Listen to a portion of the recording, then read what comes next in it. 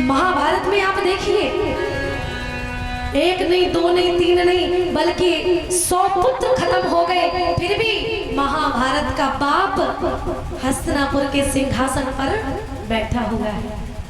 ये है महाभारत का पिता। इसलिए महाभारत का पिता पूजनीय है क्या? पूजनीय है क्या महाभारत का पिता धृतराष्ट्र? नहीं ना। और इधर रामायण में देखिए, रामायण में कैसा पिता है।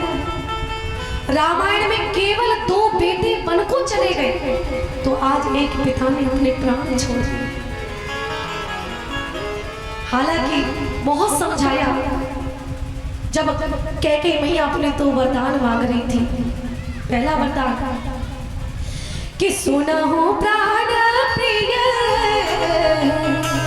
भावत जी और देहो प्रथम वर भरत टीका तापस विशेष उदासी और 14 रस राम वनवास। 14 साल के लिए राम को तपस्वियों का भेष बना करके वन भेज दो। जैसे ये सुना, आज अयोध्या का राजा तो अपना आपा खो बैठा, आज सिंहासन से नीचे गिर पड़ा, मुकुट सब नीचे गिर पड़े, पीताम्बर गिर पड़ा। आज रामायण का पिता अधीर होकर के रोने लगा, अपनी पत्नी के पैर पकड़ लिए, कहते ये तू क्या कर रही है? राम राम नहीं है, राम तो दशरथ की जान है, राम तो दशरथ के प्राण है। अगर राम वन को चले गए तो राम दशरथ बचेगा नहीं। अभी भी समय है, अपना दूसरा वरदान वापस ले रानी, नहीं तो तू मांग भरने को तरस जाएगी, नहीं तो तू श्रृंगार करने को तरस जाएगी। दुनिया में कोई कैकेयी नाम नहीं रखेगा। राम राम नहीं है, राम तो अयोध्या की आन बान शान है, राम तो दशरथ के प्राण है। अभी भी वक्त है, अपना दूसरा वरदान वापस ले ले रानी। लेकिन महारानी कैकेयी नहीं मानी। राजा दशरथ बहुत समझाते हैं, लेकिन रानी नहीं मानती। संत कहते हैं तू तरस जाएगी रानी श्रृंगार करने को, तू तरस जाएगी रानी मेरी आवाज सुनने को। लेकिन कैकेयी मैया का हृदय नहीं पिघला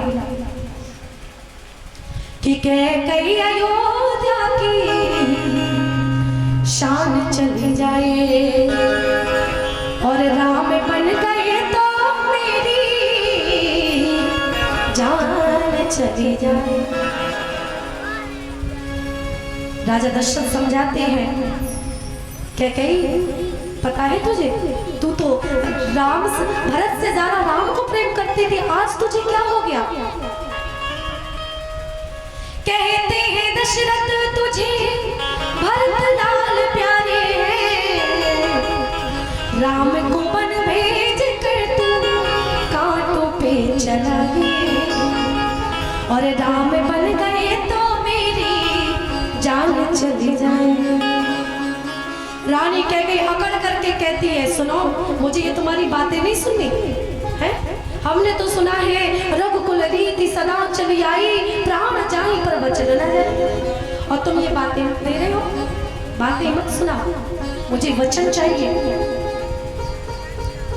राम को सवेरा होते ही वन भेज देना, नहीं तो कैकेयी की लाश इस राजभवन से उठेगी, कनक भवन से उठेगी।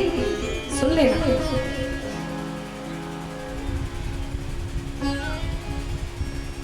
आज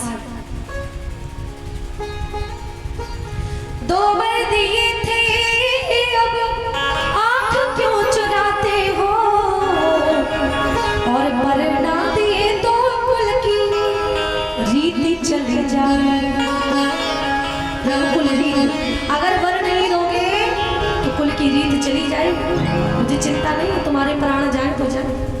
इतना तक कह दिया निष्ठुर कैकेयी मैया ने। और क्यों कहा, इसके कई अनेक भाव आते हैं कि राम ने ही कहलवाया था, कई अनेक भाव आते हैं। तो जैसे ही दोनों पुत्र वन चले गए, सुमंत्र वापस आए, जब पता चला राम लक्ष्मण वापस नहीं लौटे, 6 बार राम राम राम गए करके राजा दशरथ ने अपने प्राण छोड़ दिए। राम राम कही और राम राम कही राम,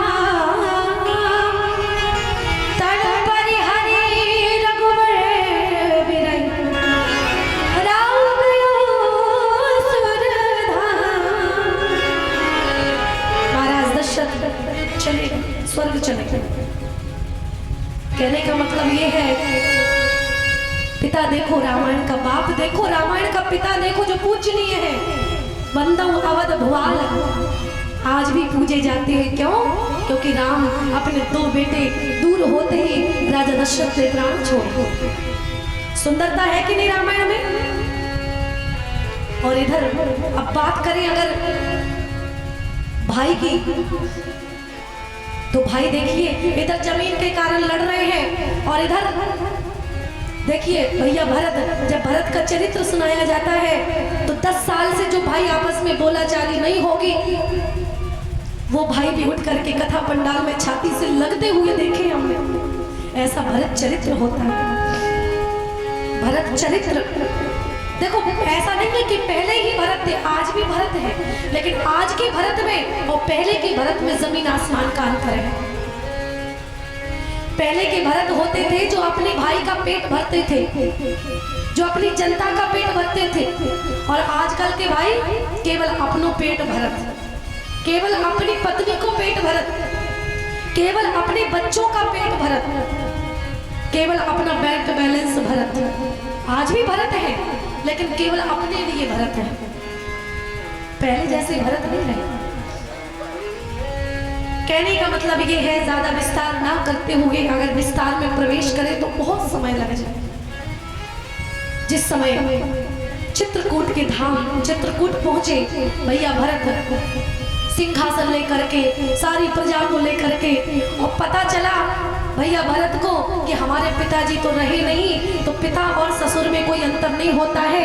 भैया मेरी बात नहीं मानेंगे, लेकिन अपने ससुर की बात तो मानेंगे, इसीलिए विदेह राज जनक को भी साथ ले गए। ध्यान से सुनना।